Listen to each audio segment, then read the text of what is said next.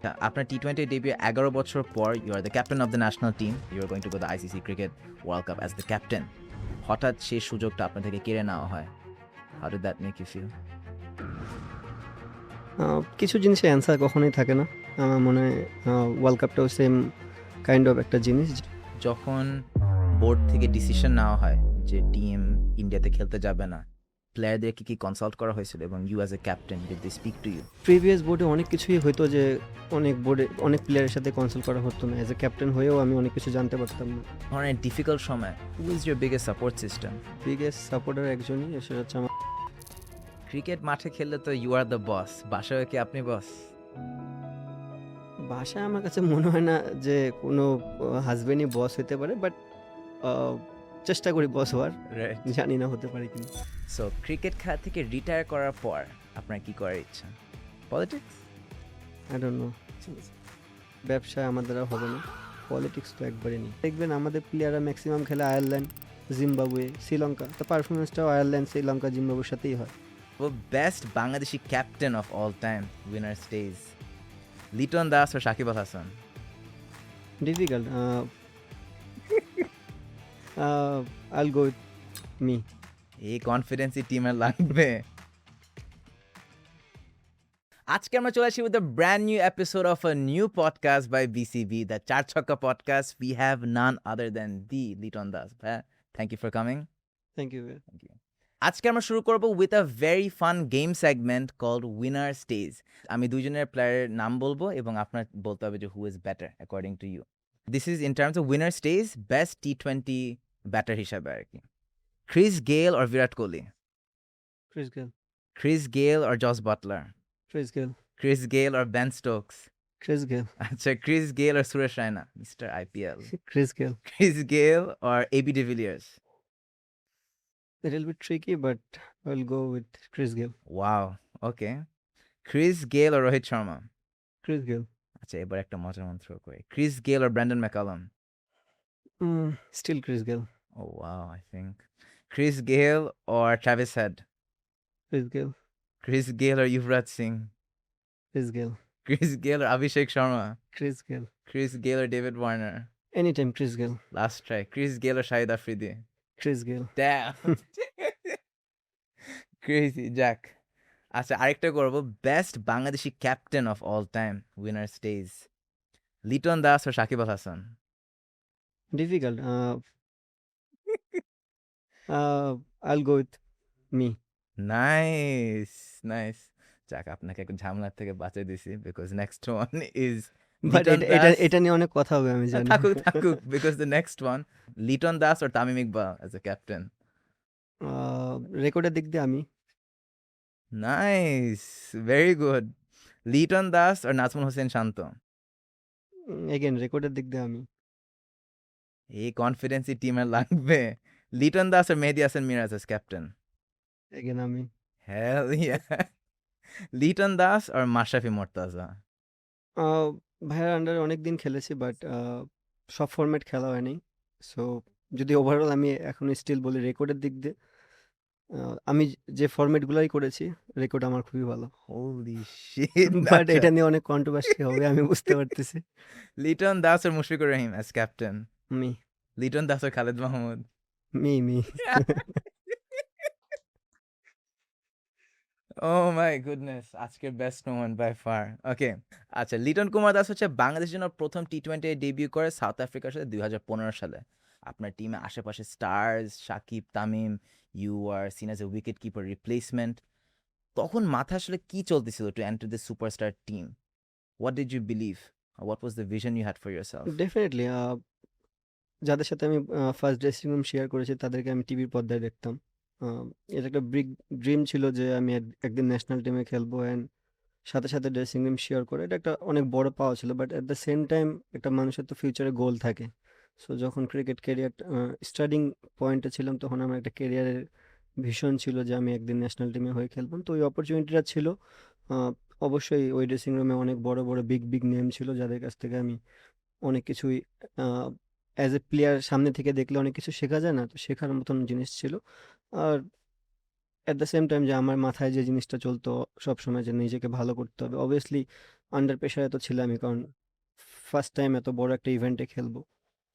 But নিজেকে তৈরি করেছিলাম, কোপ আপ করেছিলাম ওইভাবে যে না, যদি এই অপরচুনিটিটা আসে যেন আমি ভালো কিছু করতে পারি। Were you playing in the middle order outside of the national team তখন? নো, আমি আসলে বাংলাদেশে যত ঘরোয়া ক্রিকেট সবখানেই আমি অ্যাজ এ টপ অর্ডারে ব্যাটিং Top করতাম, order. But অ্যাজ এ আপনাকে ওপেনার। প্লেস করেছিল 7th. How did that it's not easy, because আমি যখন ফার্স্ট টাইম আমি জানতে পারলাম যে as a wicket keeper batsman 7-এ ব্যাটিং করবো, সো ওই জিনিসটা আমার জন্য খুব একটা ইজি ছিল না, কারণ অনেকে ভাবে যে পরে ব্যাটিং করাটা easy, but as a opener toss হওয়ার পরে আমি জানি মাইন্ডসেটটা ডিফারেন্ট, যে আমাকে ব্যাটিংয়ে যেতে হবে, বাট আপনি যখন উইকেট কিপিংয়ের পাশাপাশি ব্যাটিং করবেন পরে, ওটা অনেকক্ষণ ড্রেসিং রুমে ওয়েট করতে হয়। তো ওই জিনিসটা প্রথম 2-3টা ম্যাচ আমার জন্য খুবই ডিফিকাল্ট ছিল, কারণ আমি প্যাড পরে অভ্যস্ত ছিলাম না। তো ওখানে স্ট্রাগল করেছি, বাট আফটার 2 to 3 গেমস এটা হ্যাবিট হয়ে গেছে। নিজের জন্য কি গোল সেট করেছেন? To move up the order, to prove yourself? What was the goal? না, না, ওখানে কোনো অর্ডারে প্রুভিং এর কিছু ছিল না। কারণ আমি যখন ক্রিকেট শুরু করেছি, হোয়াইট বল ক্রিকেটে, তখন অ্যাজ এ ওপেনার হিসেবেই শুরু করেছি। হ্যাঁ, টেস্টে যায়, কারণ এটা অ্যাজ এ উইকেট কিপার আপনি চাইলেও কখনো ওপেনিং ব্যাটিং করতে পারবেন না। বিকজ আপনি 5 দিনের ক্রিকেটে লম্বা সময় ধরে কিপিং করেন। আর কিপিং করলে আপনার এনার্জিটা অনেক ক্ষয় হয়। সো আপনি এনার্জি ধরে রাখার জন্য ম্যাক্সিমাম টিমের উইকেট কিপারের নাম্বার 6-7 এ ব্যাটিং করে ইউজুয়ালি। কারণ এই হিটের ভিতরে যখন আপনি খেলে কিপিং করবেন 100-110 ওভার, উম, ওই 10 মিনিট ব্রেকের ভিতরে আপনার জন্য পসিবল না যে ওখানে যায় ওখান থেকে বড় স্কোর খেলা। তো ওভারঅল মুশফিক ভাইও এই জিনিসটাই করতো। ওয়ার্ল্ডের যত উইকেট কিপার আছে তারা এই জিনিসটাই করতো। জাতীয় দলের সুযোগ পাওয়া খুবই টাফ এবং আপনি সুযোগ পাইছেন as a replacement batter for Mushfiqur Rahim, উনার মতো একটা living legend of all time. What was that like? মানে what was the pressure like তখন? আমার কাছে অলওয়েজ মনে হতো যে আমি একটা অপরচুনিটি পেয়েছি, অপরচুনিটি আমাকে কাজে লাগাতে হবে। Obviously Mushfiqur Rahim is a big name for Bangladesh. So as a media বলেন বা অ্যাজ এ মানুষের মুখে বলেন, আহ, আস্তে আস্তে পরে বুঝতে পারলাম না ওই জায়গাটার ভ্যালু কতখানি। সো চেষ্টা করেছি যে ওই জায়গাটা যেন আমি নিজে থেকে পাকাপোক্ত করতে পারি, কারণ অবভিয়াসলি আপনি এটা অ্যাজ এ সেম টাইম আমি যদি আমার জায়গা পাকাপোক্ত করতে পারি তাহলে বাংলাদেশেরই বেনিফিট হবে, বিকজ মুশফিক ভাই অ্যাজ এ ব্যাটসম্যান হিসেবে খেলতেছে। সো দুই দিক দিয়ে চ্যালেঞ্জ ছিল, বাট আমি কখনো ওই জিনিসটা বদার ফিল করিনি যে আমি কার জায়গায় নিয়ে খেলতেছি। বাট নিজের ক্রিকেটটা অলওয়েজ ইমপ্রুভ করার চেষ্টা করেছি। আপনার টি-20 ডেবিউ 11 বছর পর you are the captain of the national team এবং আপনার একটা স্বপ্ন পূরণ হতে যাচ্ছিল। You are going to go the ICC cricket world cup as the captain. হঠাৎ সেই সুযোগটা আপনার থেকে কেড়ে নেওয়া হয়।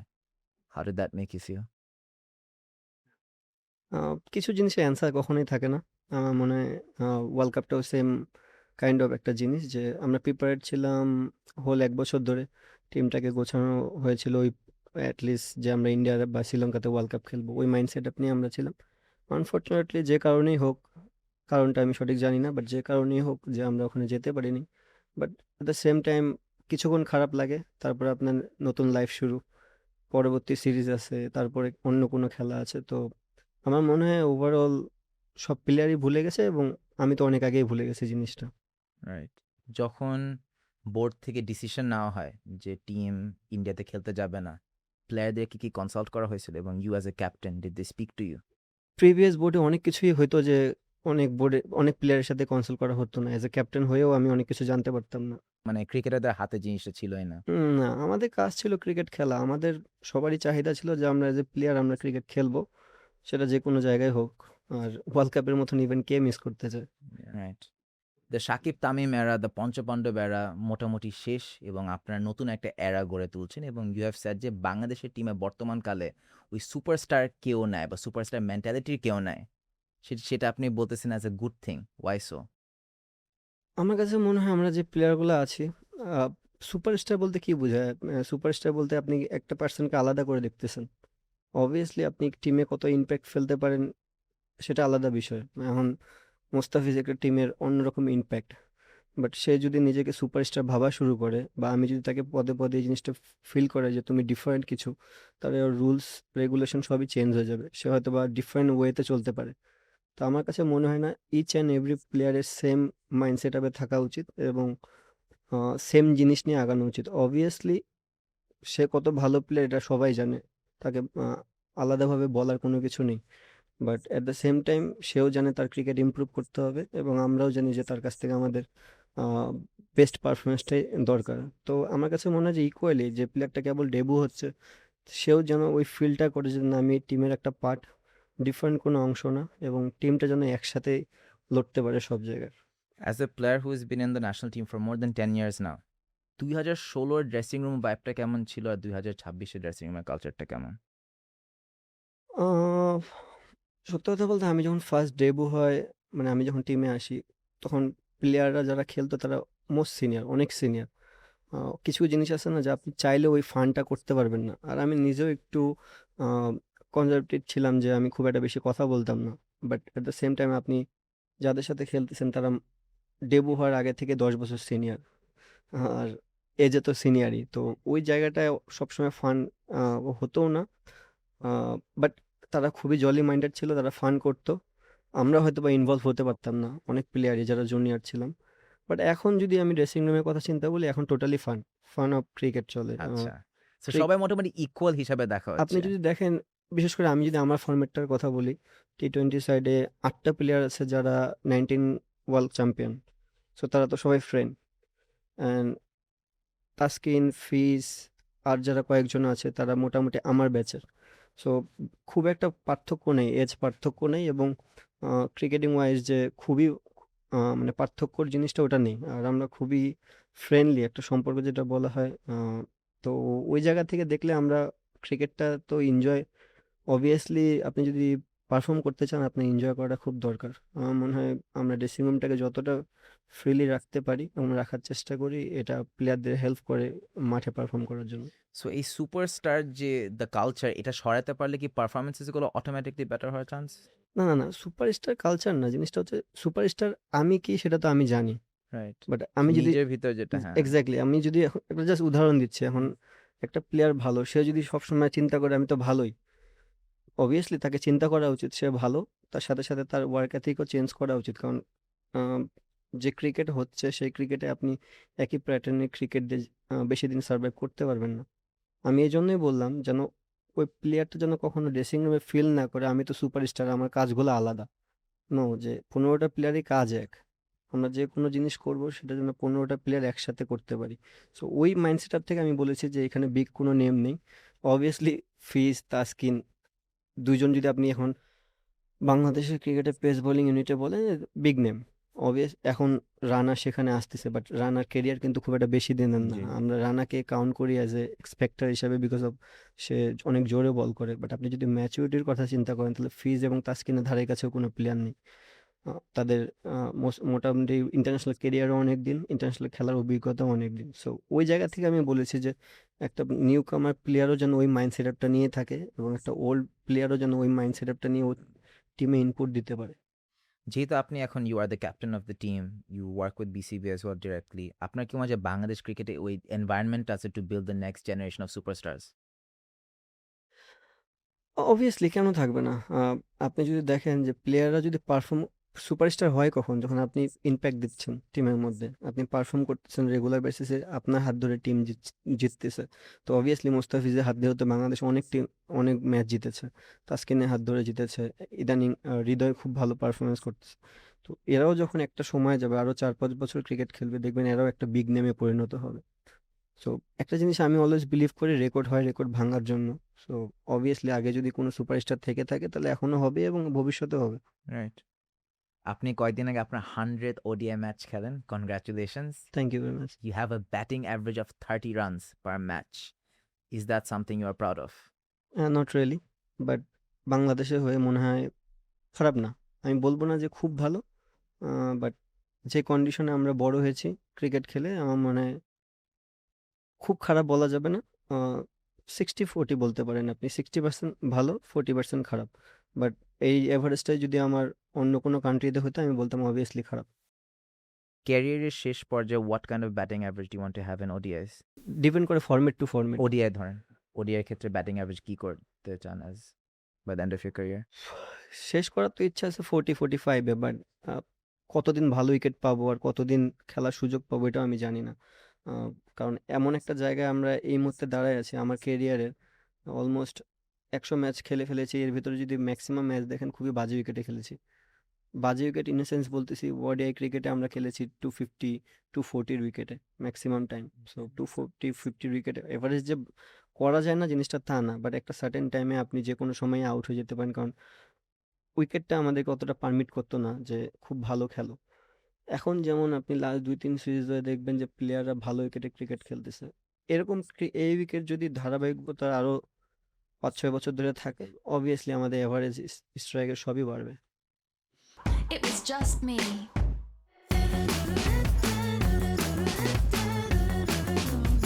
And I'm on a roll.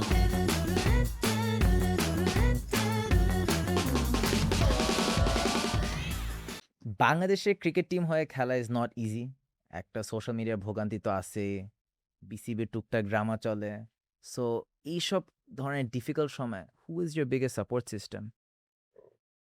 আহ, আমার কাছে মনে হয় আমার লাইফে বিগেস্ট সাপোর্টার একজনই, সেটা হচ্ছে আমার ওয়াইফ। নট অনলি যে আমি ক্রিকেট খেলি এর জন্য, বাট আমার কাছে মনে হয় প্রত্যেকটা মানুষের জীবনে একজন সাপোর্টার থাকে, সেটা তার ওয়াইফ, বিকজ সবচেয়ে বেশি সময় তার সাথে পার করে। আহ, ওই দিক দিয়ে বলবো যে অনেক হেল্পফুল, এবং যে জিনিসগুলা অনেক সময় হয় না যে পারফরমেন্স না করলে আপসেটটা অটোমেটিক চলে আসে, বিকজ আপনি পরিশ্রম করেন পারফরমেন্স করার জন্য, বাট ওই একটা সার্টেন টাইম থেকে যে সময়টা ওয়াইফের হেল্পটা অনেক দরকার পড়ে, আমার মনে হয় এই দিক দিয়ে আমার wife. If I am not wrong, আপনার তো প্রায় 12 বছরের প্রেম। সো ক্যারিয়ার শুরুর দিকে একটা পার্টনার কিভাবে একটা ক্রিকেটারকে সাপোর্ট করে to get to the top? First of all, যখন আমার সাথে তার রিলেশন খুব একটা যে ক্রিকেটিং সাপোর্টার ছিল তা না, মানে আমার ক্রিকেট আমারই ছিল, but as a human being ভালো করার জন্য তার অনেক যথেষ্ট পরিমাণে সাপোর্ট আমার কাছে ছিল, ফ্যামিলি ওরিয়েন্টেড হওয়ার জন্য এবং হাম্বেল থাকার জন্য। ওই জিনিসগুলা সবসময় এখনো এখনো ওই জিনিসটাই আছে, বাট হ্যাঁ, যখন ক্রিকেটের 2021-এর পরে সাপোর্টটা একটু বেশি পেয়েছি আমি, বিকজ 2021-এ ওয়ার্ল্ড কাপের পরে আমি আউট অফ টিম ছিলাম। ওই সময়টা একটু আপস এন্ড ডাউন ছিল, তো ওখান থেকে আমার কাছে মনে হয় যে ওই সাপোর্টটা খুব দরকার ছিল। রাইট। ক্রিকেট মাঠে খেললে তো ইউ আর দ্য বস, বাসায় কি আপনি বস? বাসায় আমার কাছে মনে হয় না যে কোনো হাজবেন্ডই বস হতে পারে, বাট চেষ্টা করি বস হওয়ার, রাইট। জানি না হতে পারি কিনা। আর টিমকে সামাল দেওয়ার ইজিয়ার নাকি ওয়াইফকে হ্যাপি রাখার ইজিয়ার? মোটামুটি দুইটা কাজই আমি চেষ্টা করতেছি ভালো করে করার, এখন তোরই তো কোনো কমপ্লেন আসেনি। আপনি কয়েক বছর আগে বাবা হন, আর মানুষ প্রায়ই বলে যে বাচ্চা হলে তাদের পুরো লাইফটা চেঞ্জ হয়ে যায়। আপনার ক্ষেত্রে কি সেম? লাইফটা চেঞ্জ হয়েছে কিনা আমি বলতে পারবো না, বাট অ্যাজ এ মেন্টালিটি আমার অনেক চেঞ্জ হয়েছে, স্পেশালি মেয়ে হওয়ার পরে। Does that also affect your cricketing game or it's never? Yeah, definitely. যেমন? যদি আমি বলি, আমার যখন ইয়াং এজে ছিলাম, তখন আমার আহ, যে চলাফেরা ছিল, যে ওয়ে অফ থিঙ্কিং ছিল, আফটার ম্যারিড সেটা টোটালি চেঞ্জ হয়ে গেছে। আফটার ম্যারিডের পরে যে ওয়ে অফ চলাফেরা বা থিঙ্কিং ছিল, সেটা মেয়ে আসার পর আরো টোটালি চেঞ্জ হয়ে গেছে। জিনিসটা হচ্ছে যে, বিয়ে করার পর একটু ধৈর্য বেড়েছিল, বাচ্চা হওয়ার পর আরেকটু বেড়ে গেছে। Interesting, right. সো ক্রিকেট খেলা থেকে রিটায়ার করার পর আপনার কি করার ইচ্ছা? পলিটিক্স? এইটা না, এখনো রিটায়ারমেন্টের কথা চিন্তা করিনি, সো ওইটা এখনো ধারণা বাট নেই কোনো। ধরেন আপনি যদি কালকে রিটায়ার করেন, what would you do? I don't know, ওই চিন্তা এখনো আসে না এটা। রাইট, বাট আপনার ব্যবসা বা পলিটিক্সের প্রতি তেমন না, কোনো? কোনো ইন্টারেস্ট নেই, বিকজ ব্যবসায় আমার দ্বারা হবে না। আমি এত মানে থাকে না যে ব্যবসার মধ্যে যে চিন্তাধারাগুলো, ওগুলো আমার ভিতরে নাই। পলিটিক্স তো একবারে নেই। আর ক্রিকেটিং এর ইকোসিস্টেমে যে কোচিং আছে বা বোর্ড রিলেটেড ডিউটিস, এগুলোর প্রতি শখ কাজ করে? হয়তোবা আমি এটা ভালো পারবো, বাট কখনো এটা নিয়ে চিন্তা করিনি। রাইট। এখন আমরা চলে যাবো আরেকটা গেম সেগমেন্টে। 60 সেকেন্ডসে ক্রিকেট ট্রিভিয়া কোয়েশ্চেন্স। আপনাকে 60 সেকেন্ড দেওয়া হবে। You have to name as many as you can of the 10 people mentioned. Okay, ফার্স্টে হচ্ছে top 10 ODI run scorers of all time. We're starting in 3. Run scorer Top 10 ODI run scorers of all time এত কি globally. Idea আছে কিনা আমার 10 বুঝতে জনের পারছি মধ্যে না। মানে যে জয়জনী পারে, no worries. Okay, starting in 3, 2, 1, 60 seconds. এর Go. ভিতরে তো দুইজনই আছে ইন্ডিয়ার, সচিন আর হচ্ছে বিরাট। Sachin Tendulkar number 1 done, number 2 Virat Kohli done. 8 জন বাকি। উম, Sangakkara, Sangakkara 3, Rohit Sharma, Rohit Sharma আছে number 9, 9 আছে। আর কে, কয়েকটা ছয়জন বাকি, দেশের ছয়জন বাকি। দেশের কয়েকটা কথা বলেন। Australia, South Africa, Sri Lanka, Pakistan. Ricky Ponting, Ricky Ponting, South Africa, right? South আফ্রিকার big player. Herschelle Gibbs, nope, আপনার টিমে খেলছিল আইপিএল এ। আইপিএলে সাউথ আফ্রিকা। আপনি যে টিমে খেলছেন আইপিএল এ, সেই টিমে খেলছিল উনি। Legend of that team. South African, big player. আমার টিম আইপিএলে কে খেলছে? আর পাকিস্তানে আরেক প্লেয়ার আছে, বিগ বিয়ার্ড, দাড়িওয়ালা player, hard hitter. Mohammad hard hitter. Hard hitter, big player. হ্যাঁ, মানে কেমন সময় বাকি আছে? আহ, ইনজামাম। ইয়েস, আচ্ছা, ইনজামাম। ওকে, ডান।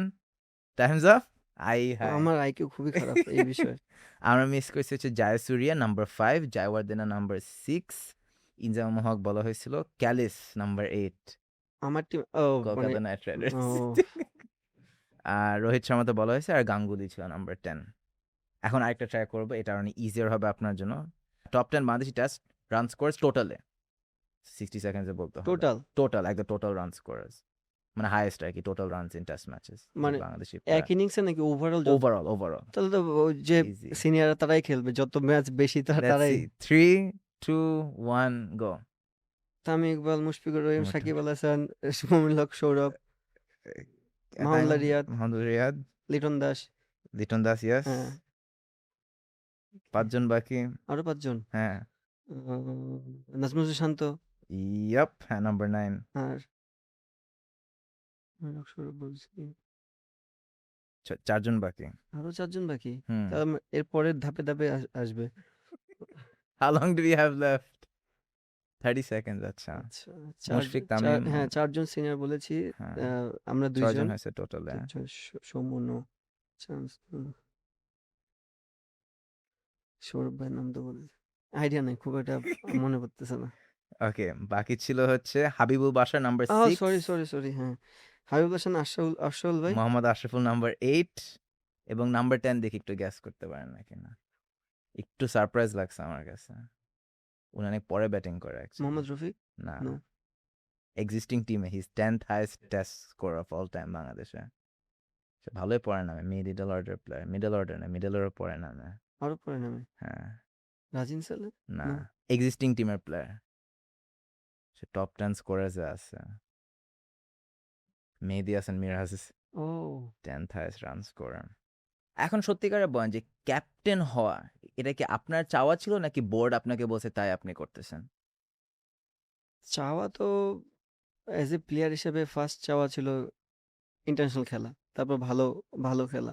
অবভিয়াসলি আপনি যখন ডে বাই ডে সিনিয়র হবেন, একটা সময় মনে হচ্ছিল যে আমার কাছে আসতে পারে, কারণ আমি ওই ওয়েতেই ছিলাম, অ্যাজ এ টেস্ট টিমের ভাইস ক্যাপ্টেনও ছিলাম, তো আমি এক্সপেক্ট করতেছিলাম যে আমার কাছে আসবে।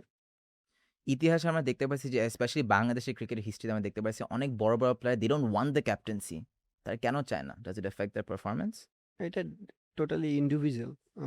অনেকে আছে ক্যাপ্টেনশিপ নিলে তার কাছে মনে হয় যে এটা বাড়তি প্রেশার, তার গেম থেকে বের হয়ে যাবে। আবার অনেকের কাছে আছে যে সে ক্যাপ্টেনশিপ নিলে তার কাছে মনে হয় যে তার অথরিটিটা বেড়ে যায়, তার দায়িত্বটা বেড়ে যায়। আপনি দেখবেন অনেক প্লেয়ার আছে যারা ক্যাপ্টেনশিপ নিয়ে খারাপ খেলে, আবার অনেক প্লেয়ার আছে জিরো প্লেয়ার ক্যাপ্টেনশিপ নিয়ে খুব ভালো খেলে, বিকজ অফ ওই যে একটা দায়িত্বজ্ঞান যে বেশি এক্সট্রা এফোর্ট চলে আসে। তো আমার কাছে মনে হয় এটা ইন্ডিভিজুয়াল প্লেয়ার হিসেবে ভ্যারি করে। So you like the press conferences? এটা তো একটা part of One parcel, of the আপনাকে ক্যাপ্টেন responsibilities, হতে হ্যাঁ। গেলে এটা হতেই হবে, বাট অ্যাজ এ ক্যাপ্টেন হিসেবে আপনি চিন্তা করেন আপনার কতখানি দায়িত্ব চলে আসবে। সো ক্যাপ্টেন হতে like you enjoy the role, you are Yeah, happy relation definitely. The role. একটা ক্রিকেট ক্যাপ্টেনের কি কি দায়িত্ব থাকে যেটা একটা সাধারণ ফ্যান আসলে জানে না? আমার ক্যাপ্টেনশিপ তো খুবই সিম্পল। আমার কাছে মনে হয় না খুব বেশি আমি এটা নিয়ে চিন্তা করি। আমার যেটা ফার্স্ট যে জিনিসটা যেটা মনে হয়, অবভিয়াসলি ক্যাপ্টেন তারই হওয়া মানে তাকেই মানায় যে সবসময় প্রোঅ্যাক্টিভ থাকে। তো আমি যখন নর্মাল প্লেয়ার ছিলাম, আমার থেকে যে মানে যার আন্ডারে আমি খেলেছি সে আমার থেকে প্রোঅ্যাক্টিভ ছিল, আমি ওইভাবে হয়তো বা চিন্তা করতাম না। বাট আপনি যখন ক্যাপ্টেন হবেন, আপনার আন্ডারে 15টা প্লেয়ার থাকবে, আপনাকে 15টা প্লেয়ারকে নিয়ে চিন্তা করতে হবে, শুধু নট অনলি যে ইয়োর গেম, 15টা প্লেয়ারের গেম সম্বন্ধে জানতে হবে, যে কার কি উইক পয়েন্ট, কার কি স্ট্রং পয়েন্ট, কারে কোথায় খেলানো যাবে, কিভাবে টিম বিল্ড আপ করতে হবে, প্লাস কোচদের সাথে কথা বলা, ম্যানেজমেন্টের সাথে কথা বলা, প্রেস কনফারেন্স করা। ওভারঅল আমার কাছে মনে হয় যে অ্যাজ এ ক্যাপ্টেন হিসেবে এই জিনিসগুলোর দায়িত্বটা অনেক বেড়ে যায়। Think as a captain I want to ask you যে ১০ বছর আগে ফ্যানদের আর প্লেয়ারদের মধ্যে যে সম্পর্কটা ছিল, সেটা এখন আমরা তেমন দেখতে পাই না যে বাংলাদেশের ক্রিকেটের চেহারাটা অলমোস্ট একটু হলেও পাল্টেই গিয়েছে।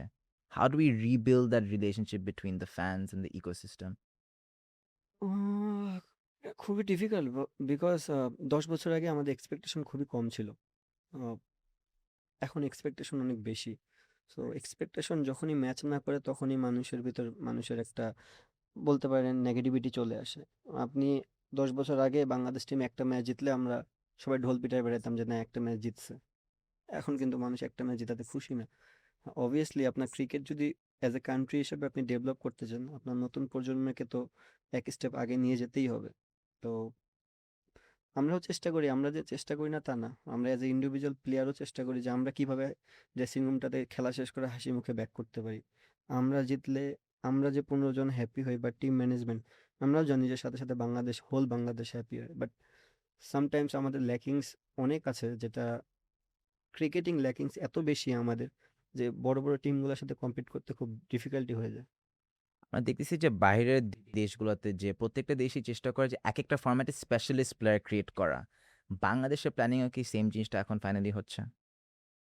Not really. আমি বললাম না আমাদের ক্রিকেটিং কাঠামোটা এতটাই খারাপ যে যাদের সাথে আমরা কম্পিট করি, আপনি আল্টিমেট জিনিস কি? আল্টিমেট গোল হচ্ছে bigger picture world cup, right? তারপর বাংলাদেশের জন্য এশিয়া কাপ আর মাঝে, মাঝে চ্যাম্পিয়ন্স ট্রফি। তো আপনি কাদের সাথে খেলেন? তাদের বিগার পিকচারগুলো অন্যরকম। আপনি যাদের সাথে খেলেন তাদের সাথে আমাদের বাংলাদেশের ক্রিকেটের কাঠামোর কোনো মিলই নেই। আপনি আমাকে বলেন লাস্ট ৩-৪টা ওয়ার্ল্ড কাপের কথা যদি আমি বলি, England, Australia, South Africa, New Zealand, India, Australia, মানে এই যে ৪-৫টা যে টিম আছে এছাড়া কেউ সেমিফাইনাল খেলে ওয়ার্ল্ড কাপে? না। তাহলে আপনি কিভাবে এক্সপেক্ট করেন আপনি যাই সরাসরি সেমিফাইনাল খেলবেন? খেলেই তো এই ৫টা টিম, বিকজ তাদের খেলা কোয়ালিটিটাই তাদের সাথে যায়। তো আমরা খেলি কাদের সাথে? আমাদের কম্পিটিশনটা হয় কাদের সাথে? শ্রীলঙ্কা, জিম্বাবুয়ে, আয়ারল্যান্ড, তাও হাফ হাফ। ইদানিং পাকিস্তানের সাথে হচ্ছে। তো আমরা খুব কম ওভারঅল হোল বাংলাদেশ আমার ক্যারিয়ারে ১০-১১ বছরে আমি তো কখনো দেখিনি যে আমরা ইন্ডিয়ার মাঠে মাঠে যাই ইন্ডিয়ার সাথে সিরিজ জিতে আনছি। নিউজিল্যান্ডের মাঠে যাই নিউজিল্যান্ড থেকে সিরিজ জিতছি। হ্যাঁ, একটা সিরিজ আমরা জিতেছি সাউথ আফ্রিকার সাথে যাই সাউথ আফ্রিকাতে। এটা বিশাল অ্যাচিভমেন্ট ওই সময়ের জন্য। আর অস্ট্রেলিয়ার সাথে তো আমি খেলিই নি। মানে ১১ বছর ক্যারিয়ারে আমি ৩টা গেম খেলেছি ৩টাই ওয়ার্ল্ড কাপে। তো একটা প্লেয়ার সম্বন্ধে জানবে কিভাবে? World cup to world cup হলে তো আপনি আন্ডার প্রেশারে অলওয়েজ থাকেন। তো এই জিনিসগুলো অনেক ল্যাকিংস আমাদের। আপনি দেখবেন আমাদের প্লেয়াররা ম্যাক্সিমাম খেলে আয়ারল্যান্ড, জিম্বাবুয়ে, শ্রীলঙ্কা। তো পারফরম্যান্সটাও আয়ারল্যান্ড, শ্রীলঙ্কা, জিম্বাবুয়ের সাথেই হয়। আপনি যখন কন্টিনিউ বেসিসে ইন্ডিয়ার সাথে খেলবেন, কন্টিনিউ বেসিসে নিউজিল্যান্ডে, সাউথ আফ্রিকার সাথে খেলবেন, আপনি ১ দিন ফেল করবেন, ২ দিন ফেল করবেন, ৩ দিনের দিন আপনি ওখান থেকে রেজাল্ট আউট করে বের হতে পারবেন এবং প্লেয়ার সম্বন্ধে উইক পয়েন্ট, স্ট্রং পয়েন্ট জানবেন। all the batsmen complain যে batsmen are used to playing on শেরেবাংলার একটা পিচে খেলতে আছে, while বাংলাদেশে আরো অনেক বেশি পিচ আছে। Why do you think the board is not utilizing the other stadiums? Because of result আমার কাছে মনে হয় কি মানে শেরেবাংলাতে বাংলাদেশের সঙ্গে খেলা, is it an easy win type of situation এর ইয়া জন্য? আমি তো ওইটাই বললাম ফার্স্টে। আমি যদি শেরেবাংলা বেশি ম্যাচ না খেলতাম তাহলে আমার এভারেজও কমতো না, স্ট্রাইক রেটও কমতো না। জিনিসটা হচ্ছে যে শেরেবাংলায় খেলাটা অ্যাজ এ বলার হিসেবে খুবই ইজি, অ্যাজ এ ব্যাটসম্যান হিসেবে খুবই ডিফিকাল্ট। বলার হিসেবে ইজি এই জন্য যে বলারটা অনেক সময় নিজে জানে না যে বলটা কি হবে, ব্যাটসম্যান কোথা থেকে জানবে? তো এই মাঠটাতে এমন একটা মাঠ যেখানে বড় বড় অনেক তারকা আসে স্ট্রাগল করে চলে গেছে। তারা কি খারাপ প্লেয়ার? তারা তো খারাপ প্লেয়ার না। তো বিষয়টা হচ্ছে এমন একটা মাঠে আমরা ক্রিকেট এতদিন ধরে খেলেছি। আমি বলব না রিসেন্ট পাস্টের কথা। রিসেন্ট পাস্টে উইকেট অনেক বেটার। এরকম উইকেট যদি আরো ৬-৭ বছর প্রোভাইড করতে পারে তাহলে প্রত্যেকটা ব্যাটসম্যানের স্ট্রাইক রেট, এভারেজ সবই বাড়বে। বাট আমরা আগের যে খেলাগুলো আমরা খেলেছি, আপনি যদি খেয়াল করে দেখেন টি-টোয়েন্টি ফরম্যাটে যেখানে ওয়ার্ল্ড ১৮০-৭০ এ খেলা খেলে, আমরা খেলেছি ১২০, ১৩০। তো ১২০-৩০ এর খেলায় আপনি কিভাবে একটা ব্যাটসম্যানের কাছে আশা করেন যে সে ২৫ বলে ৫০ করবে? পারমিটই তো করতেছে না। ১২০ বলে ১৩০ রান, তার মানে আপনার ওভার প্রতি রানই হচ্ছে 6 পয়েন্ট হাফ। তো স্ট্রাইক রেট কোথা থেকে আসবে? তো এই জিনিসগুলো অনেক কিছু ছিল যেগুলো আমাদের স্ট্রাইক রেট, এভারেজ অ্যাজ একটা ব্যাটসম্যানকে খারাপ বানানোর জন্য যথেষ্ট ছিল। But at the same time whole Bangladesh happy because Bangladesh জিতছে। How important is it to let Bangladeshi players go and play in foreign leagues? কারণ আগে আমরা দেখতাম যে অনেক সময় এনওসি দেওয়া হতো না বা তাদেরকে বিদেশে গিয়ে সাইন করার সুযোগটা করে দেওয়া হতো না। How important is it যে একটা Rishad Hossain is now going and playing in the Big Bash বা একটা Nahid Rana going to the PSL and playing so well? How important is this? Very, very important because এটা আমি ভুক্তভোগী সো আমি জানি যে এই জায়গাটা একটা প্লেয়ারের মাইন্ডসেটটা কিভাবে থাকে। আপনি রাতারাতি মানে খুবই রেয়ার যে আইপিএল এর মতন ইভেন্টে বাংলাদেশের প্লেয়াররা রেগুলার খেলে। ২ টা বিগ নেম ছিল সাকিব আল হাসান, মোস্তাফিজ রেগুলার খেলতো। আ এরপরে কিন্তু সুযোগ পাওয়াটা খুবই ডিফিকাল্ট ছিল। তো সে সেই জায়গা থেকে আমি একবার সুযোগ পেয়েছিলাম। বোর্ডরে আমার অনেকবার আজকে রিকোয়েস্টও করেছিলাম যে মানে এট লিস্ট আয়ারল্যান্ডের সাথে না খেলানোর জন্য টেস্টটা। বাট এই জিনিসটা কি আপনি যখন আইপিএল এর মতন একটা ইভেন্টে হোল সিজন যাবেন, ওখান থেকে অনেক কিছু শেখার আছে। সাথে আপনি হোল বাংলাদেশের হয়ে ওখানে যাচ্ছেন। আপনার ওই চাহিদাটা, আপনার ডেডিকেশন লেভেলটা অনেক উপরের দিকে চলে যাবে। এবং ওই ডেডিকেশন লেভেল নিয়ে যখন আপনি আবার নিচে মানে বাংলাদেশের হয়ে খেলবেন, তখন ওই জিনিসগুলো অনেক ইজি মনে হবে আপনার কাছে।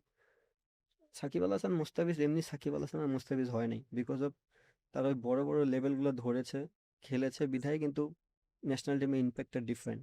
তো আমার কাছে মনে হয় যদি এই অপরচুনিটিগুলো বাংলাদেশের প্লেয়াররা পায়, যেকোনো ফ্র্যাঞ্চাইজির তাদেরকে খেলতে দেওয়া উচিত। অ্যাট দ্য সেম টাইম সেই প্লেয়ারটারও বোঝা উচিত আল্টিমেটাম হচ্ছে মেইন টার্গেট হচ্ছে আমার ন্যাশনালি টিম, বাট সার্ভ করতে পারবো সার্ভ করতে যেন পারে ভালো মতন।